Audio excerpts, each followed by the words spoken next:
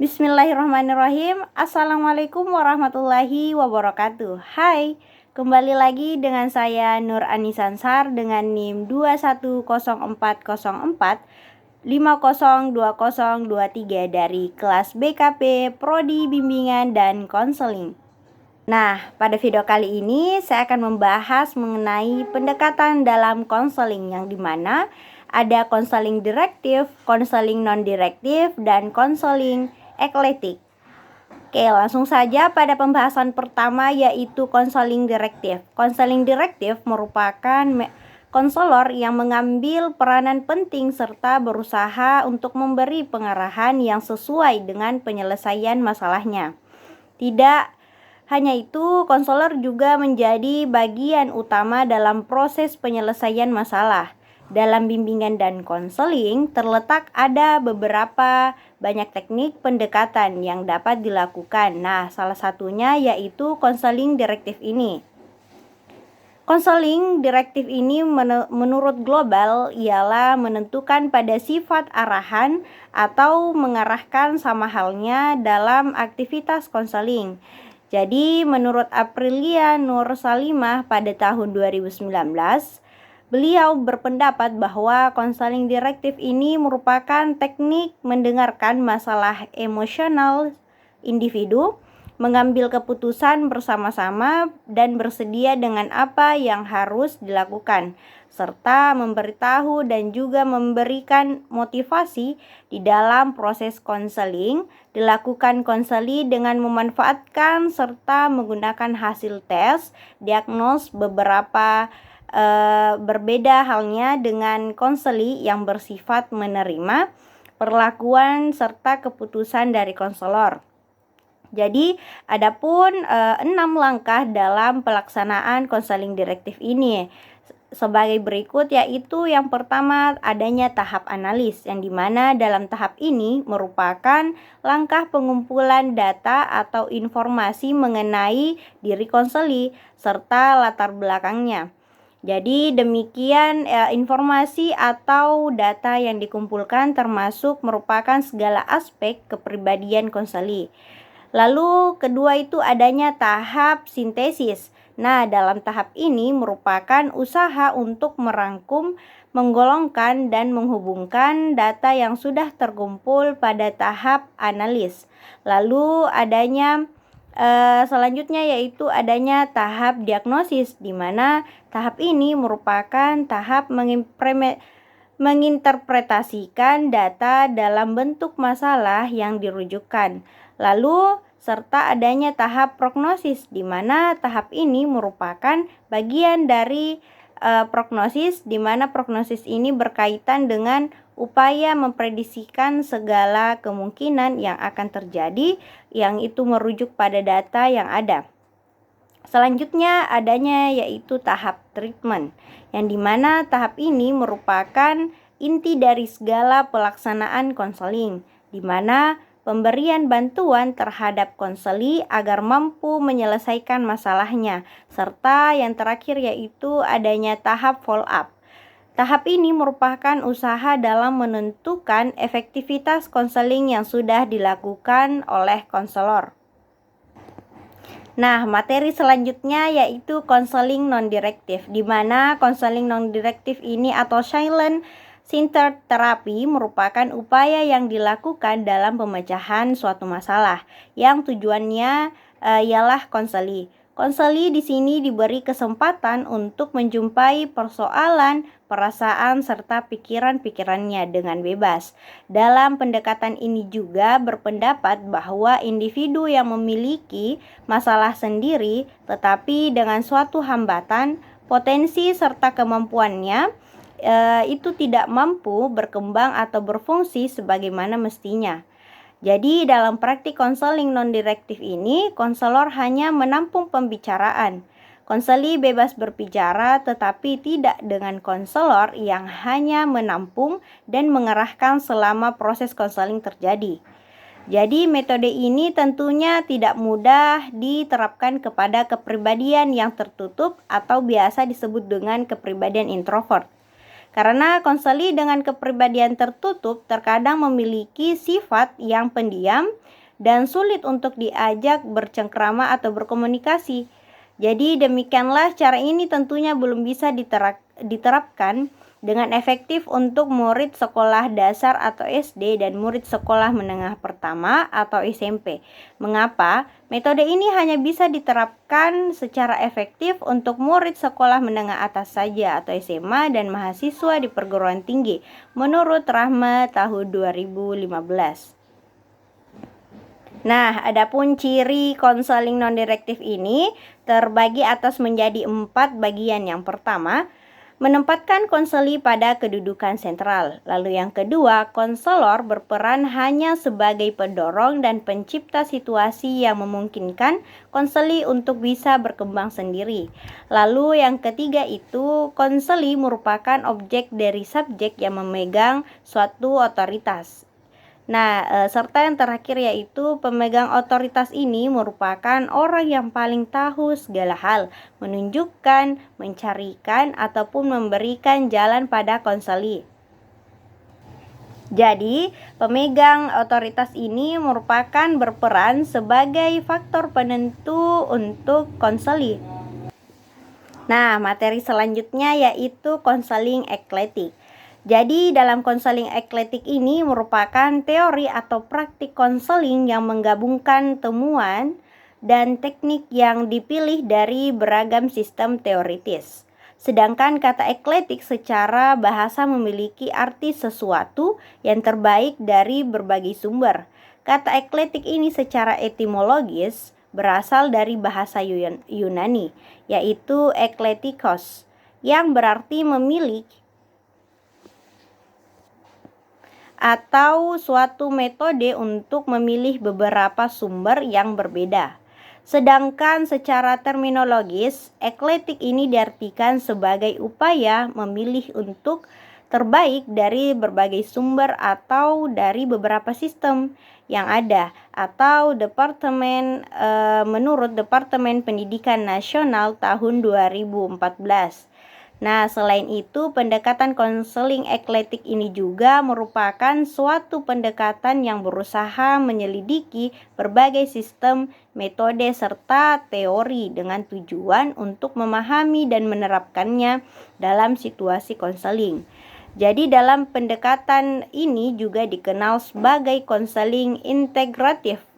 Orientasi pendekatan eklektik merupakan penggabungan teori-teori konseling dan kekurangan dalam masing-masing teori tersebut. Karena dalam praktik pendekatan eklektik ini memakai semua teori pendekatan dan tidak memakai konsep-konsep teori yang sesuai dengan masalah peserta didik.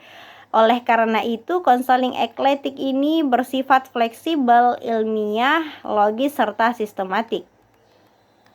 Jadi dari uraian di atas itu dapat disimpulkan bahwa konseling eklektik ini merupakan konseling yang memilih teori yang baik dari berbagai macam teori, metode, serta pengalaman praktik untuk digunakan bersamaan dalam menghadapi konseling.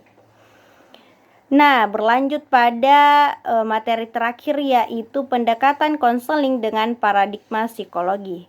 Jadi dalam pendekatan konseling dengan paradigma psikologi humanistik yaitu berguna untuk menolong konseli menuju pendirian yang semakin kokoh serta lebih bugar pada diri sendiri. Yang normal sering dikatakan self-flagellation di dalam proses konseling itu sendiri ialah guna menolong konseli agar mengetahui keberadaannya serta potensinya di dalam bumi ini. Cara yang dikenakan pada konseling ini cukup dengan client center of person center menurut Brammer dan Shortrum dalam Ulfiyah tahun 2020. Mengemukakan bahwa psikologi konseling merupakan sintesis dari berbagai kecenderungan yang berkaitan dalam gerakan bimbingan, kesehatan mental, psikometri, serta kasus-kasus sosial dan psikoterapi.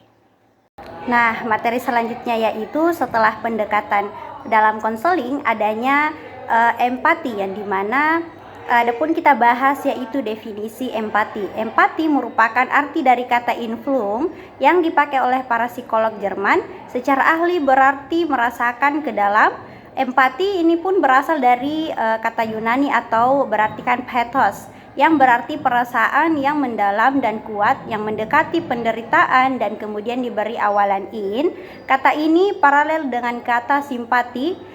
Menurut Pink, empati merupakan kemampuan individu untuk membayangkan diri pada posisi orang lain dan memahami dengan intuisi apa yang dirasakan oleh orang lain. Ia juga menambahkan bahwa empati ini merupakan suatu tindakan imajinatif yang berani serta realitas virtual paling tinggi yang dilakukan secara spontan. Jadi adapun menurut Baron dan Brain, Asih dan Pratiwi tahun 2010 mengemukakan bahwa empati ini memiliki aspek kognitif dan afektif. Tidak hanya itu, empati juga dikatakan memerlukan kerjasama antara kemampuan menerima, memahami secara kognitif serta afektif. Adapun dalam komponen kognitif ini melibatkan pemahaman terhadap perasaan individu lain, baik itu dari tanda-tanda proses hubungan yang simpel maupun pengambilan perspektif yang kompleks. Empati juga membutuhkan pengambilan keputusan untuk bertindak dengan perspektif afektif sehingga dapat pemahaman dan perasaan tersebut di atas diwujudkan dalam bentuk perilaku. Jadi dari beberapa pendapat di atas dapat disimpulkan bahwa empati ini merupakan suatu kemampuan untuk merasakan apa yang dirasakan oleh individu, tetapi tidak mengalami apa yang dialami individu tersebut serta dapat bereaksi secara tepat terhadap perasaan individu lain. Nah, langsung saja pada materi yang kedua, yaitu adanya ciri-ciri empati. Ya, pentingnya rasa empati yang harus ditanamkan sejak dini, maka perlu diperhatikan sejauh mana empati yang telah dimiliki seorang individu. Empati juga sebagai kemampuan agar dapat merasakan perasaan orang lain. Seseorang dikatakan memiliki rasa empati jika ditemukan ciri-ciri seperti yang dikemukakan oleh Goelman dalam Indriyasari tahun 2016. Seperti sudah bisa menerima sudut pandangan yang berbeda dari orang lain, memiliki kepekaan terhadap perasaan seseorang, dan juga yang mampu mendengarkan seseorang. Jadi ketiga ciri-ciri tersebut terlihat ketika seseorang mendengarkan keluh kesah temannya dan terlihat bagaimana cara menanggapinya serta bagaimana dia memposisikan diri terhadap masalah temannya. Nah, adapun tiga ciri kemampuan berempati merupakan bagian dari kecerdasan pendengar.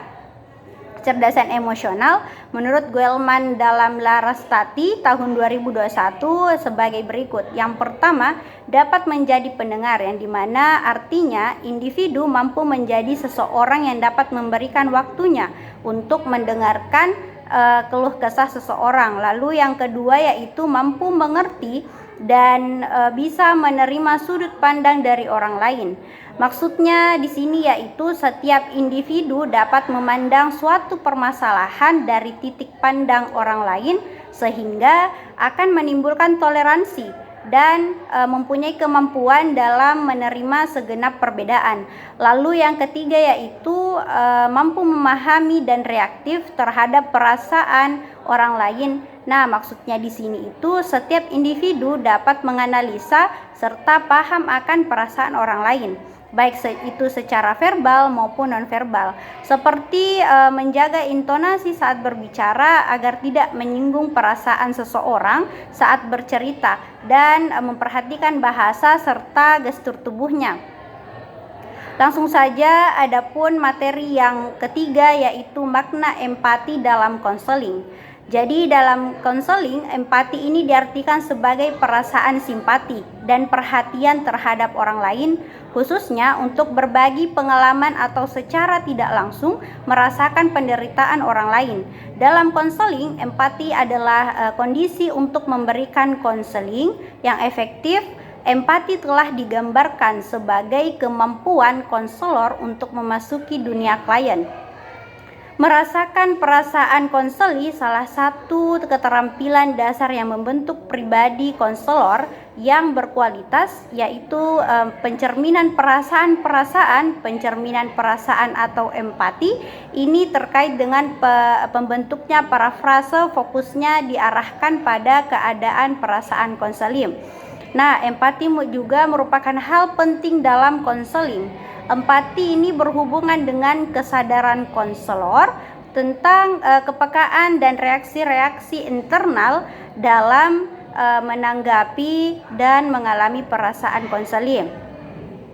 Konsep empati juga ini tidak hanya mengulas suatu proses kunci menuju dan di dalam konseling efektif, tetapi juga termasuk pada pekerjaan guru, pemuka agama, dan pekerjaan lain yang keseluruhan isi pekerjaan tersebut bergantung pada proses mempengaruhi orang lain. Nah, adapun juga menurut Rogers, empati konselor sebagai salah satu faktor kunci yang membantu konseli untuk memecahkan masalah personalnya.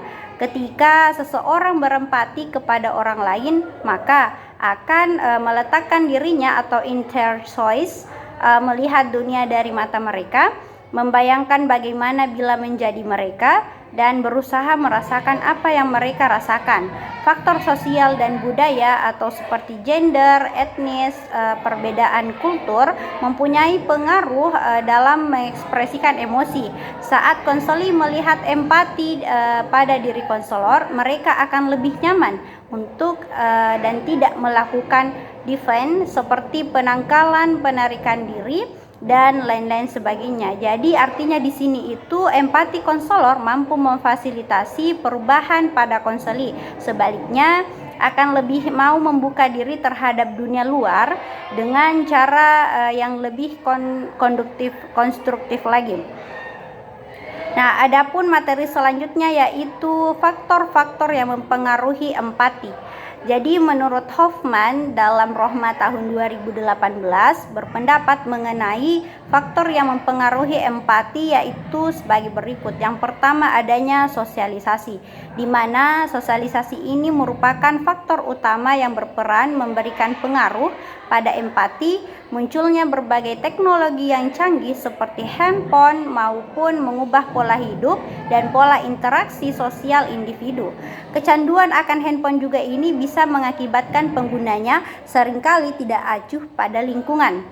Lalu yang kedua adanya pengasuhan. Dari pola pengasuhan sendiri dapat menghasilkan empati seseorang anak melalui pola pengasuhan ini. Jadi pengasuhan orang tua sangat menentukan perkembangan anak, termasuk perkembangan empatinya yang diwujudkan dengan tindakan anak terhadap orang lain sebagaimana tindakan orang tua mereka terhadap mereka. Lalu yang ketiga adanya komunikasi. Kecakapan komunikasi yang baik merupakan pengaruh empati seseorang. Perbedaan bahasa dan ketidakmampuan memahami komunikasi akan menjadikan suatu hambatan dalam berempati. Lalu yang keempat adanya proses, di mana belajar dan identifikasi apa yang telah dipelajari anak di rumah, di sekolah maupun di lingkungan sosial lainnya. Empati ini akan mengajari anak tentang pengalaman untuk melakukan perilaku empati seperti lebih peduli pada orang lain dalam kehidupan sehari-hari. Ya, dan terakhir adanya umur. Dalam hal ini umur merupakan kemampuan memahami perspektif orang lain, di mana kemampuan tersebut akan mengingat seiring dengan bertambahnya usia, sehingga anak yang lebih besar pada umumnya telah lebih dapat berempati dibandingkan anak yang masih kecil.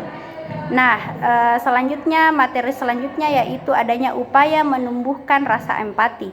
Empati merupakan aspek penting dari kecerdasan moral, sehingga kapasitas empati harus dilatih serta diimplementasikan sejak dini agar kedepannya mampu berkembang dengan baik. Jadi terdapat beberapa upaya yang dapat dilakukan untuk meningkatkan empati sebagai berikut. Yang pertama adanya understand others, atau merupakan upaya cepat menangkap perasaan orang lain atau respect mampu merasakan dan membaca perasaan orang lain.